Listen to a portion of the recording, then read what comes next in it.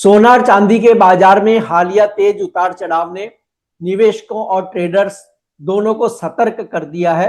एक तरफ लंबी अवधि के फंडामेंटल अभी भी मजबूत दिखाई दे रहे हैं, वहीं दूसरी तरफ अमेरिकी आर्थिक आंकड़े, फेडरल रिजर्व की ब्याज दर नीति और चीन में सट्टेबाजी, इसके अलावा बड़े फंड्स की पोजीशन जैसे कारक बाजार की दिशा तय कर रहे हैं।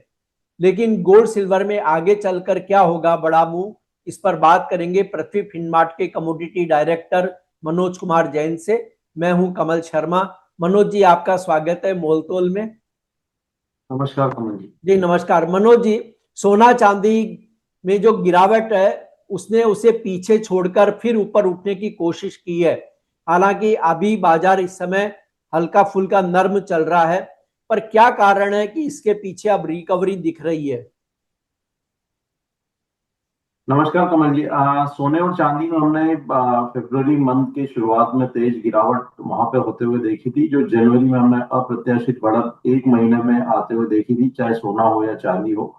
और जनवरी महीने के आखिरी दो सेशन और फरवरी मंथ की शुरुआती सप्ताह में हमने वहां से ऊपरी स्तरों से तेज मुनाफा वसूली सोने और चांदी दोनों में आते हुए देखी थी। लेकिन सोना और चांदी का जो मार्केट है, अब यहाँ पे कंसोलिडेशन जो है इंटरनेशनल और भारतीय बाजारों में दिखाता हुआ नजर आ रहा है और कीमतें ग्रेजुअली फिर ऊपर की तरफ मूव करती हुई नजर आ रही है। जो तेज गिरावट आई थी वहां पे मार्केट ने जो फेड के नए चेयरमैन जो नॉमिनेट हुए हैं केविन वॉश, उनकी नियुक्ति पर वहां पे ओवर रिएक्शन दिखाया था। साथ ही वहां पे डॉलर इंडेक्स में भी मजबूती देखने को मिली थी, लेकिन अब मार्केट फिर से अपने फंडामेंटल पर लौटता हुआ नजर आ रहा है। और अभी जो नए बदलाव यहाँ पे मार्केट में देखने को मिल रहे हैं कि डॉलर इंडेक्स में फिर एक बार मुनाफा वसूली है और वह एक सप्ताह के निचले स्तरों पर है। जापान में वहां की प्राइम मिनिस्टर की पार्टी की थंपिंग मेजोरिटी से अब जापानीज येन में डॉलर के सामने मजबूती दिख रही है, जिसका असर आने वाले समय में डॉलर इंडेक्स पर पड़ेगा। साथ ही वहां पे चाइना की सरकार ने वहां के जो फाइनेंशियल इंस्टीट्यूशंस है उनको अपने रिजर्व में जो यूएस की ट्रेजरी है उसको लगाम लगाने की बात कही है। मतलब वहां पे यूएस की ट्रेजरी से उनको धीरे धीरे निकलने की सलाह चाइनीज गवर्नमेंट ने दी है। तो इन सारे फंडामेंटल्स के चलते हम देख रहे हैं कि फिर से एक बार जो सेफ हेवन बाइंग के तौर पे सोने और चांदी में ग्लोबली निवेशकों का रुझान जो है वो लौटता हुआ दिख रहा है। भारत में भी गोल्ड और सिल्वर के जो निवेश के आंकड़े जनवरी मंथ के आए हैं, तो ये दिखा रहे हैं कि भारत में जो सोने के ईटीएफ में निवेश है वो रिकॉर्ड लेवल पर पहुंचता हुआ नजर आया है। और पहली बार हम देख रहे हैं कि जो टोटल इक्विटी के एसआईपी का जो निवेश है उसको भी सोने का जो ईटीएफ का निवेश है वो वहां पे पछाड़ता हुआ दिख रहा है। चांदी के ईटीएफ में भी शानदार जो है निवेशकों का रुझान देखने को मिल रहा है। तो ग्लोबली एक चीज अब निवेशकों को ये समझ में आ रही है कि ग्लोबल अनसर्टेनिटी को देखते हुए उनको अपने पोर्टफोलियो में सोने और चांदी को रखना चाहिए, और इसी के चलते हम देख रहे हैं कि वापिस यहाँ पे सोने और चांदी में रिकवरी जो है वो देखने को मिल रही है। कमल जी। जी मनोज जी, रिकवरी के पीछे एक बड़ा यही कारण है, आपने जो कहा कि ईटीएफ में जिस तरह निवेश हुआ है, यानी अब लोगों को इतना भरोसा है कि अगर बाजार में कोई शार्प गिरावट आती है तो गोल्ड सिल्वर में पैसा लगाना चाहिए, क्योंकि ये फिर से बाउंस बैक होते हैं। देखिए, सोने और चांदी में निवेश के लिए हमेशा निवेशकों को ये ध्यान रखना चाहिए कि वहां पे फोमो बाइंग के बजाय एसआईपी के रूप में जो बाइंग करना है वो हमेशा वहां पे फायदेमंद रहता है। जनवरी महीने में जिस तरह से हमने एक फोमो देखा था सोने और चांदी में, और हर भाव पे वहां पे निवेशक जो है पैसा लगाने का सोच रहे थे, और उसी के चलते वो वहां पे हाथ जलाते हुए भी नजर आए, क्योंकि काफी सारे निवेशक जो है वो सोने और चांदी में ऊपरी स्तरों पर फंसते हुए नजर आए। हालांकि सोना और चांदी लंबी अवधि में जो अपना ट्रेंड है वो बरकरार रखते हैं, और जो ऊपरी लेवल्स पर भी फंसे हैं, अगर वो पेशेंस रखेंगे तो आने वाले समय में उनको भाव फिर वहां पे मिलते हुए भी नजर आएंगे।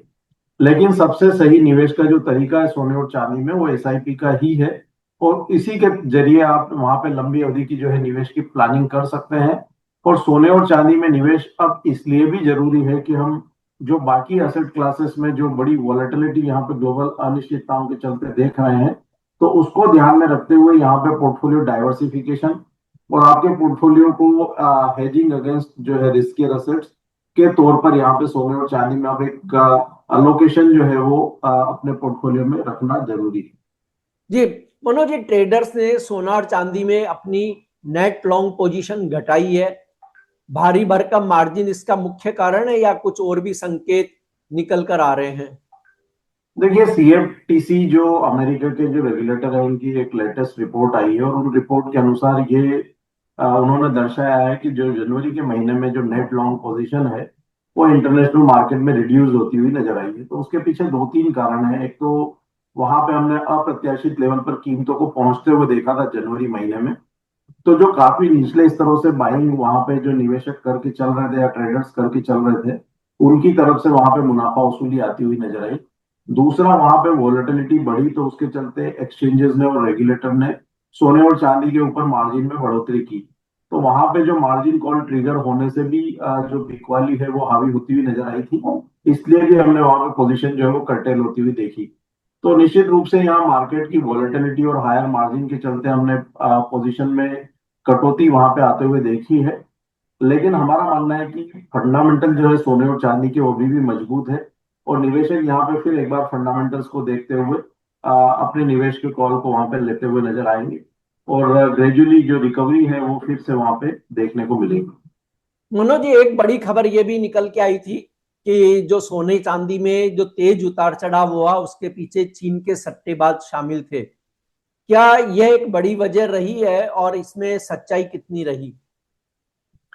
देखिए कमल जी, ऐसा है कि ग्लोबली कोई भी असेट क्लास में जब बड़ी वॉलेटिलिटी आती है तो निश्चित रूप से वहां पे स्पेकुलेटर जो है का ध्यान वो कमोडिटी एसेट क्लास खींचता है।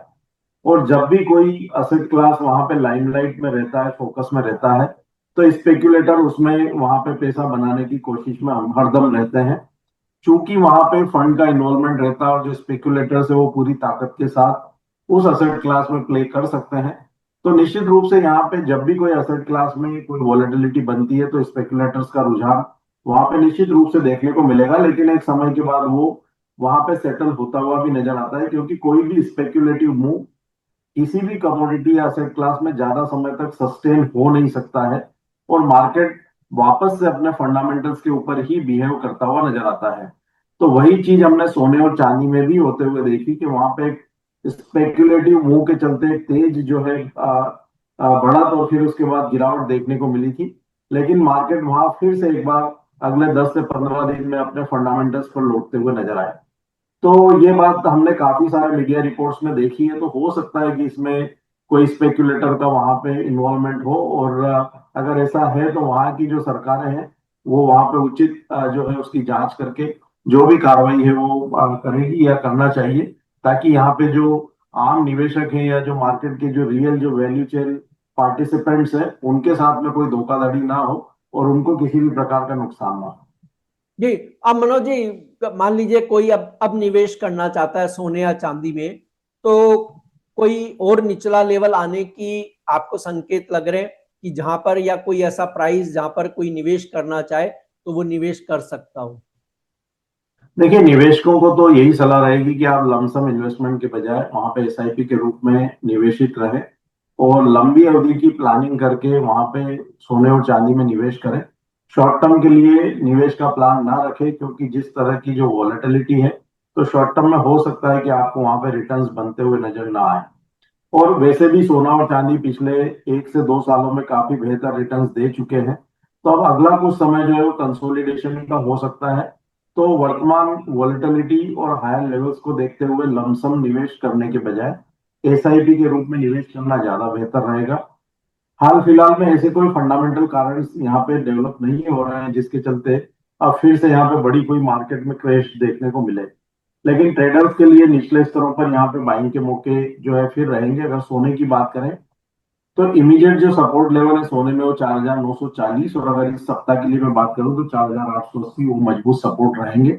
उस लिहाज से भारतीय बाजारों में 1,54,400 और 1,52,500 ये सपोर्ट लेवल रहेंगे। तो मार्केट अगर सपोर्ट लेवल के आसपास आता है तो वहां पे बाइंग की जा सकती है। ऊपर में 5,110 और $5,200 जो है वो एक रेजिस्टेंस का काम करेंगे। तो उस लिहाज से भारतीय बाजारों में 1,59,000 और 1,60,600 वहां तक कीमतें जा सकती है। चांदी की अगर हम बात करें तो वहां पे जो इमीडिएट सपोर्ट लेवल है वो $78 का, और अगर वीकली सपोर्ट की बात करें तो $74 जो है वहां पे सपोर्ट्स रहेंगे। उस लिहाज से भारतीय बाजारों में जो चांदी का मार्च वायदा है उसमें 2,52,000 और 2,44,000 ये सपोर्ट का काम करेंगे।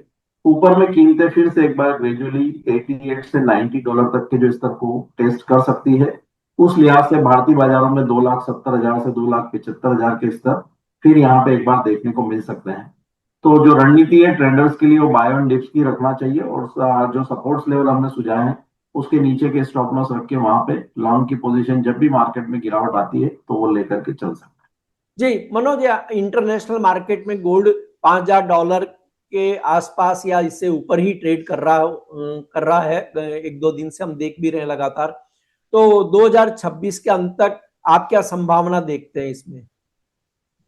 सोने में कमल जी, वर्तमान फंडामेंटल्स को देखते हुए अभी भी हमारा मानना है कि कीमतें $6,000 प्रति ट्राई आउंस इंटरनेशनल मार्केट में और भारतीय बाजारों में लगभग 1,90,000 से 2 लाख के जो स्तर है उनको टेस्ट कर सकती है। सोने में जो फंडामेंटल्स है वो काफी मजबूत है और कीमतें ग्रेजुअली अपवर्ड डायरेक्शन में मूव करती हुई नजर आएगी और कोई भी गिरावट यहाँ पे निवेश की अपॉर्चुनिटी रहेगी।